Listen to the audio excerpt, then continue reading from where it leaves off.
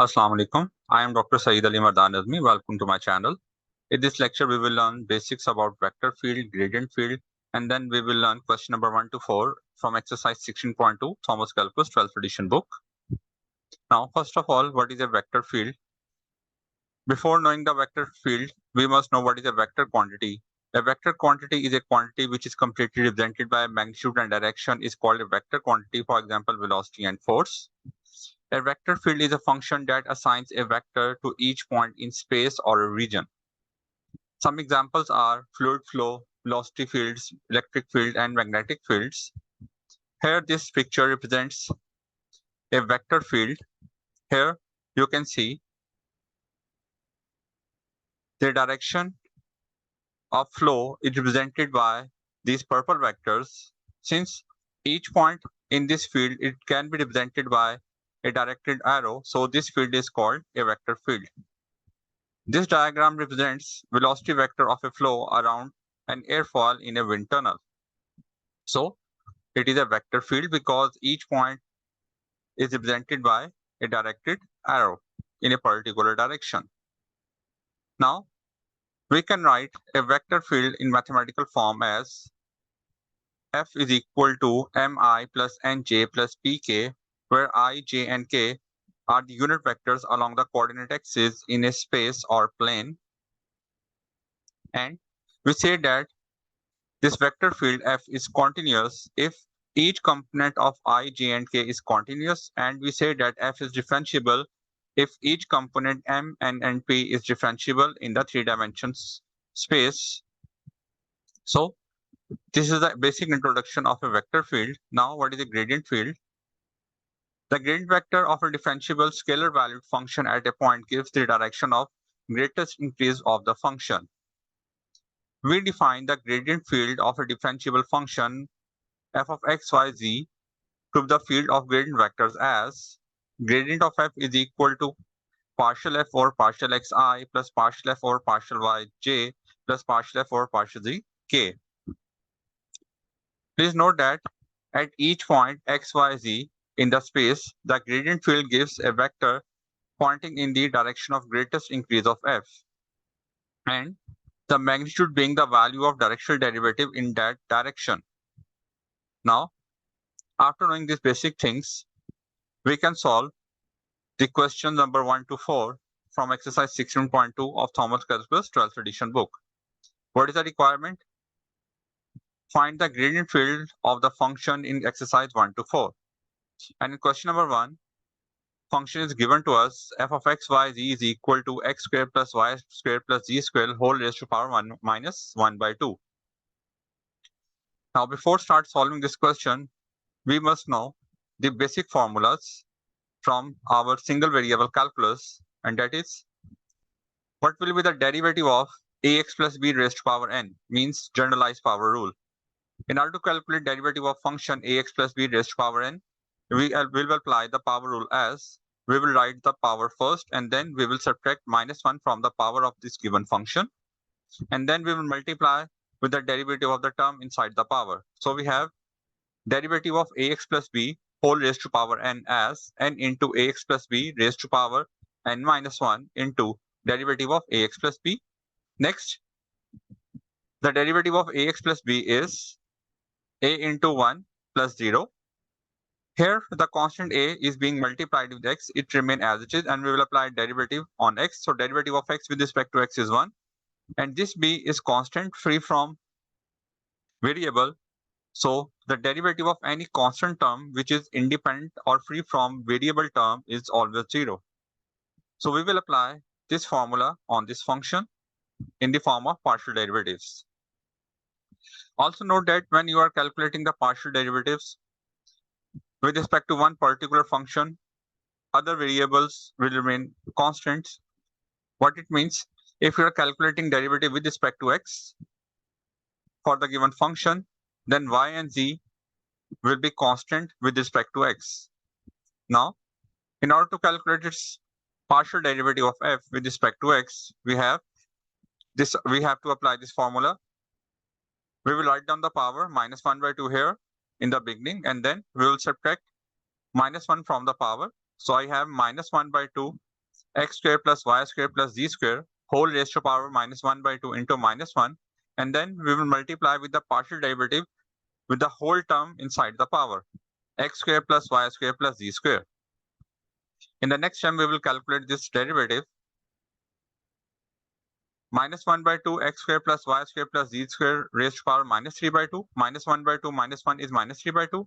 And now the partial derivative of this term is derivative of x square is 2x plus y square and z square are constant with respect to x, and whenever a constant is being added and it is free from variable, its derivative is 0. So derivative of y is 0 and derivative of z is also 0 with respect to x. So in the next term, making the simplification, we can shift this term in the denominator from the numerator to make the power positive. So I have minus 2x over 2 into x square plus y square plus z square whole raised to power 3 by 2. In the next step, we can cancel out this 2 with this 2. So I have the partial derivative of f with respect to x as minus x over x square plus y square plus z square whole raised to power 3 by 2. In order to calculate gradient field of the given function, I have to calculate the partial derivative of the given function with respect to x, y, and z. So here I have calculated the partial derivative with respect to x. In the next step, we will calculate the partial derivative of this function with respect to y. Applying the similar technique, we have applied generalized power rule here. Then in the next step, we will calculate the derivative, partial derivative of this term. Now here, x square and z square are the constant term with respect to y. So the partial derivative of x square with respect to y is 0. Partial derivative of y square with respect to y is 2y. And the partial derivative of z square with respect to y is 0. In the next step, following the similar process, we will shift this term in the denominator to make the power positive. And then after simplification, the partial derivative of f with respect to y is minus y over x square plus y square plus z square whole raised to power 3 by 2. After calculating second derivative, we will calculate the third derivative, partial derivative of f with respect to z. With the help of power rule, generalized power rule, minus 1 by 2, we will apply the partial derivative on this function with respect to z. So I have minus 1 by 2 x square plus y square plus z square raised to power minus 1 by 2 minus 1 into partial derivative of the function inside the power with respect to z. So I have partial over partial g of x square plus y square plus z square. Now, with respect to z, x square and y square are constants, so their partial derivative will be 0. So in the next step, I have minus 1 by 2 x square plus y square plus z square raised to power minus 3 by 2. The derivative of x square with respect to z is 0. The derivative of y square with respect to z is 0. And the derivative of z square with respect to z is 2z. Making the simplification, I have partial derivative of f with respect to z is equal to minus z over x square plus y square plus z square whole raised to power 3 by 2. In the next step, we will use this formula and we will substitute the values of partial derivative in this formula. So I have this function. I have replaced the partial derivative of f with respect to x in this formula here. Similarly, partial derivative of f with respect to y here as a coefficient of j, and partial derivative of f with respect to z here. Now, in all these terms, denominator is common, so we can simplify it as by taking the LCM.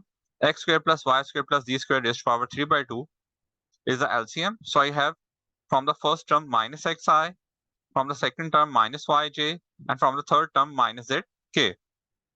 So this is our required answer, gradient field of the given function for question number 1. Next, in question number 2, function is given to us f of x by z is equal to natural log of square root of x square plus y square plus z square. In order to solve this question, we must know following formulas. First of all, the property of natural log function, natural log of m raised to power r is equal to r into natural log of m. We will use this formula to simplify this function, and then we must know what is the derivative of natural log function from single variable calculus. In order to calculate the derivative of natural log of ax plus b, we will shift this term in the denominator, and then we will multiply with the derivative of the term on which natural log is being applied. So in order to calculate this derivative, I have derivative of natural log of ax plus b as 1 over ax plus b into derivative of ax plus b. In the next step, we will calculate the derivative of ax plus b with the similar method I have explained above. The derivative of ax is a into 1. A is being multiplied here with a function of variable, so a remain as it is, and derivative of function is here as 1, plus b is constant independent of the variable, so its derivative is 0. We will apply these techniques and formulas in this question number 2. So first of all, we will simplify the function before calculating the partial derivatives. How? We can write square root as power 1 by 2, and then applying this first formula, the property of natural log, we can shift this 1 by 2 here in the beginning. So I have f of x y z is equal to 1 by 2 natural log of x square plus y square plus z square. In the next term, we will calculate the partial derivative of f with respect to x by applying this formula here, this technique here.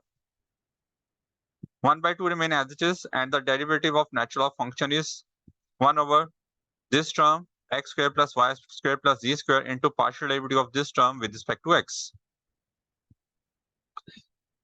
Next,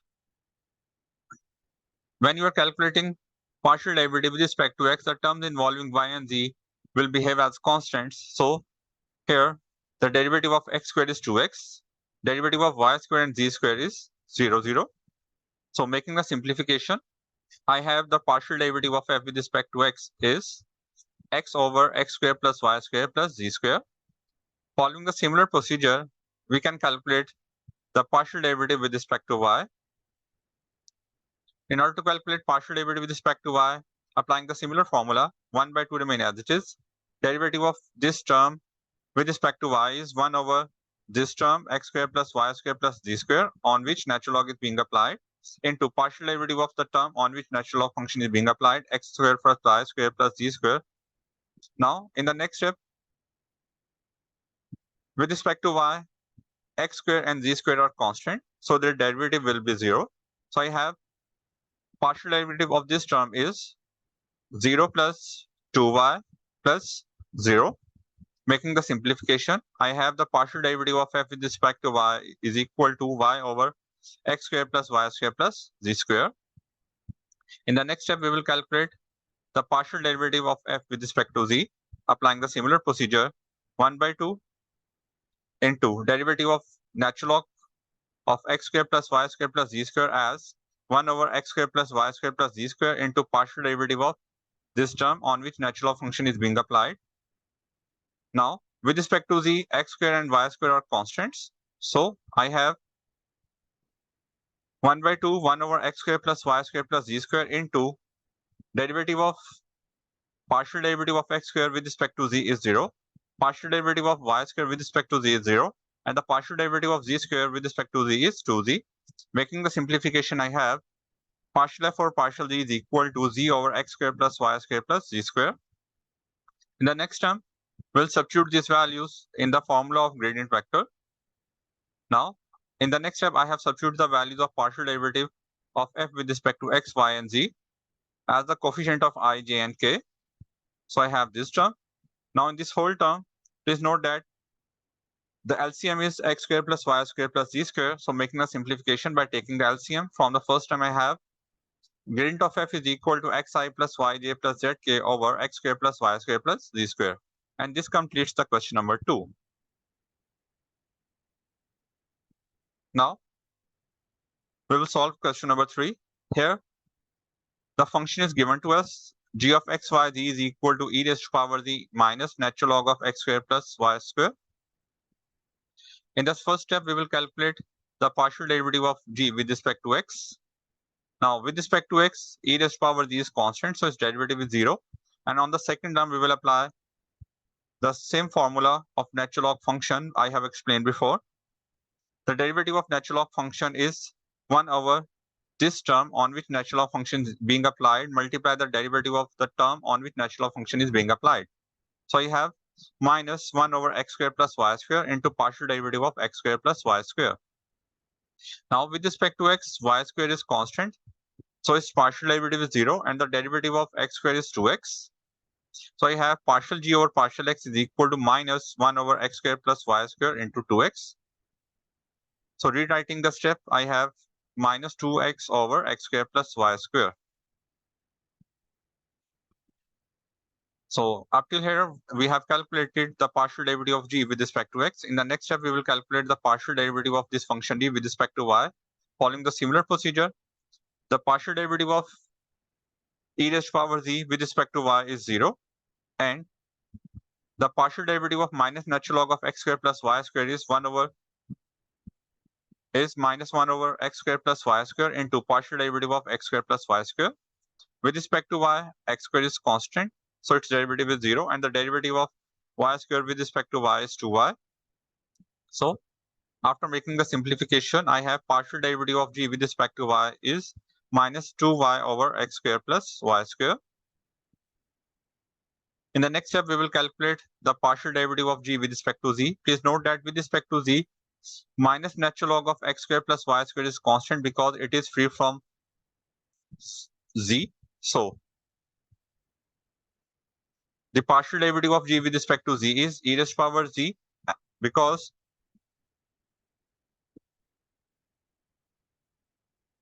the derivative of e raised to power z with itself is e raised to power z minus this whole term is constant, so its derivative is 0. So I have partial g over partial z is equal to e raised to power z. In the next step, we'll substitute the values of partial derivative in the formula of gradient of f. So after substituting the values, I have this answer as gradient of f is equal to minus 2x over x square plus y square I minus 2y over x square plus y square j plus e raised to power z into k. This completes the question number 3. Next, we will learn question number 4. In question number 4, first of all, we will calculate partial derivative of g with respect to x. Please note that in the first term, the partial derivative of x with respect to x is 1. Y remain as it is constant, plus with respect to x, y, z, this whole term is constant, so its derivative is 0, plus partial derivative of x with respect to x is 1 and z remain as it is. So partial derivative of g with respect to x is y plus z. Similarly, we will calculate partial derivative of g with respect to y. So I have x remain as it is and the partial derivative of y is 1 plus partial derivative of y with respect to y is 1, z remain as it is, and with respect to y, x is constant, so its derivative is 0. So partial derivative of g with respect to y is x plus z.